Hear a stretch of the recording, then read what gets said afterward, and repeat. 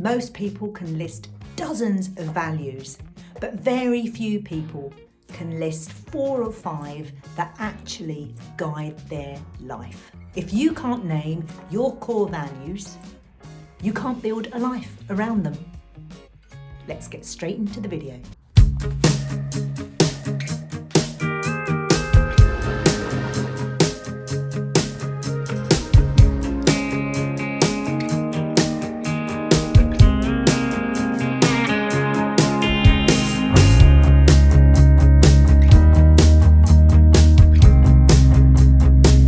Welcome back to my value series, episode 4, where I'm going to help you and guide you identify your key values.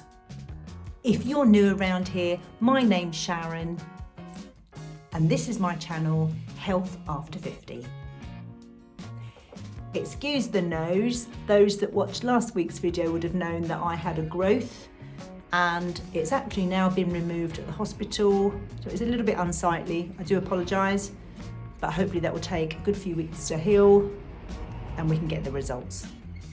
Anyway, on to the video. So in this video, I'm going to help guide you through your 4 to 5 actual values that will help you guide yourself through your life.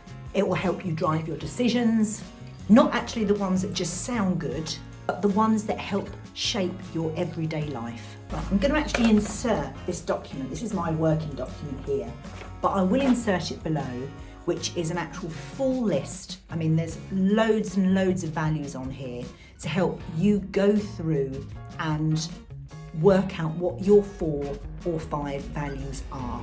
Now, most of these, as you go through, you'll notice that they'll all be important to you in one way, shape or another. You know, we all want to be kind, caring, we all want to have fun, humility, humour. I mean, as you go through them, you'll think, well, you know, they're important too. But just circle initially all the values that resonate with you. Now, I want to emphasise, as you circle them, don't just circle the ones that sound aspirational. Don't just circle the ones that sound socially acceptable. Don't select the ones that you think you've just inherited. Be really instinctive when you circle. You can have some key questions when you do select your values. As I said, just circle the ones that are inspiring for you, and then you can go back and keep narrowing them down. You can ask yourself some questions as you do that. Ask yourself what repeats in your life. What upsets you if you ignore it? Ask yourself what energizes you, and what have your biggest decisions been based around? Then that will narrow them down to say 4 or 5. When you look at those 4 or 5, your core values will say a few things to you. It will cost you if you ignore it. It will influence your long-term decisions. It shapes your lifestyle choices. If everything is important, nothing is. When I was going through my values, you kind of feel that you want to select the ones that sound impressive, but it's not about picking the words that are or that do sound impressive. It's also not about the words that you wish you were. This is all about recognising what drives you. You're not creating new values today. You're already identifying what runs beneath the surface. So if I was you, I would set your expectations, start broadly, select the ones that appeal to you, and then narrow them down to 10 by asking those questions that I mentioned earlier. Then select 4 or 5, and I'll put the downloadable PDF file in the comments for you to print off. You'll find it really, really valuable. And of course, your values may change over time. Of course they will. As you age and things in your life change, your values will change. What was once important to you become not so important to you now. And I know when I redid my values towards the back end of last year, then I identified lots of changes. And I'm happy to share some of those that might help you select your own. When I was looking at my values and I was circling and I was narrowing them down, I didn't want to pick things that it sounded like I should have. I picked the things that were really meaningful to me. So my first one for my values was discovery. That matters so deeply to me. When I'm exploring and I'm learning, I am so energized by that process. I think I mentioned earlier on in some videos that I'm recently new to the motorhome community, and traveling around in the motorhome, cooking in the motorhome, seeing different places, hiking in different places, it really fills my cup, if you like. And so over time, if I didn't do those sorts of things, I will start to regret the way I live my life and get frustrated about certain things that I can't get to do. And that's why earlier on when I mentioned, look at what will suffer if you don't do these things. 2, family. Now this matters massively to me. The most important thing for me and my family is that I can love and support them as much as I possibly can. And it's about prioritising the people that matter most. So my 3 children are, 2 are at university age, 1 will leave this summer, and my daughter is in her first year. Both of those will be eventually 6 hours away from where I am, and so is my eldest son. So to be able to support them and see them more frequently than I'm currently getting the opportunity to see, then it requires definitely a relocation. My 3rd value has always been is to be financially stable, and that matters to me long term. I manage that by thoughtful decisions.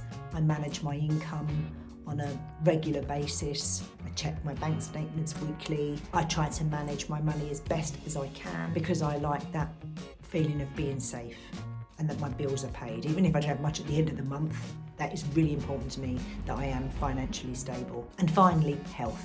Now none of these are really in order. They're all important to me.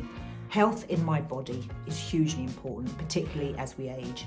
Our priorities change, but I look at my fitness to make sure I'm feeling healthy, make sure I have good energy levels to be able to do what I want to do, make sure I have a good immune system by eating lots of good, healthy, nutritious foods, giving that to my body to make it feel good.